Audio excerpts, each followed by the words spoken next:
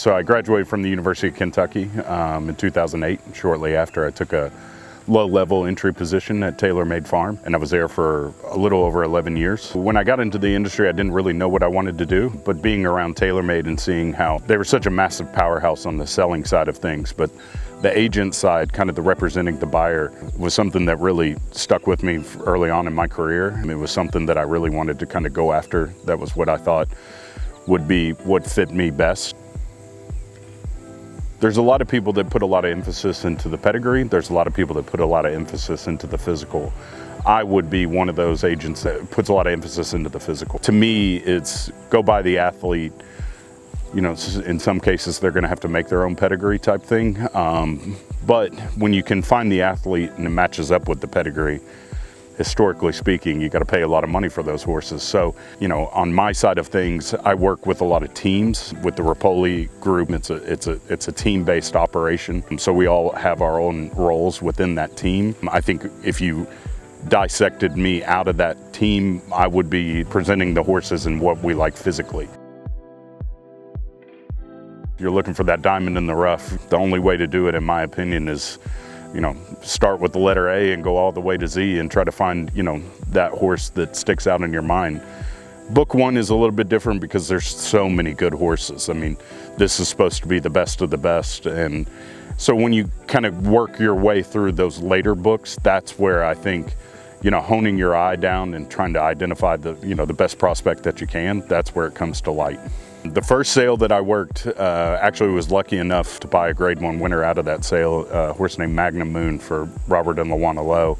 And I know it's one of those deals where everybody will say, oh yeah, it's easy to say this now, but at the end of the day, finding that horse, he stuck out to me like a sore thumb. I mean, he was physically incredibly, you know, gifted, and then his pedigree was very strong. There was a lot to really like about him. For him to be Grade 1 winner and the leading point earner heading into that year's Derby, it was a big deal. It gave me the confidence that I knew what I was doing.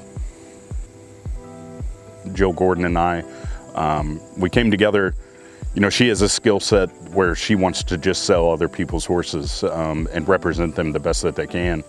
And when we kind of hatched this idea, I can say with the utmost confidence that I knew it was going to be successful. And you know, with everything that she brings to the table and what I bring to the table, we make an incredible team. She's the one that does all the heavy lifting in that operation, but it's been a lot of fun to see, you know, an idea that got hatched in my dining room at my house, you know, type thing that's come to fruition here. When we sold our first $1 million horse, it was extremely gratifying. You know, you dream, you kind of hope that those things are gonna happen. You don't ever in a million years expect that to happen in your first year. 2 people latched onto them, and 1.3 million later, the hammer dropped, and it was, you just felt extremely grateful for, you know, somebody entrusting you with such an incredible horse. A lot of credit goes to our whole team, you know, and obviously the breeders who entrust us. This is our Super Bowl.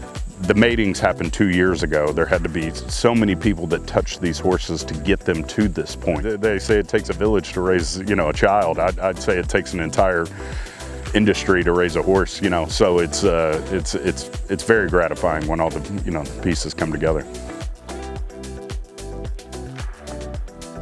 There's a lot of sacrifice that goes into your early years of developmental stages in this industry. I tell a lot of people when I first got into the industry, I had Tuesdays off for 7 years. You know, like not a lot of people want to go out on Monday nights. You know what I mean? You think you have FOMO, you're missing out on so much in your life, but really, you know, your life is just kind of getting started. My advice is always just keep your nose to the grindstone. Like, just keep working, keep absorbing as much information as you possibly can. Don't think that you know everything, because you're gonna learn something new every day. Surround yourself with knowledgeable people, ask a lot of questions, and just be a sponge. Soak it all in, work hard, and show up for work. Where I could see West Bloodstock going in the next 5-10 years is continually just striving to learn more and do the best I can for the clientele. Everybody wants to win the Kentucky Derby, so I'd, you know, buying a Kentucky Derby winner. Servicing my clients the best that I can, just honing my skill set as best as I can, being a team player as best as I can, and just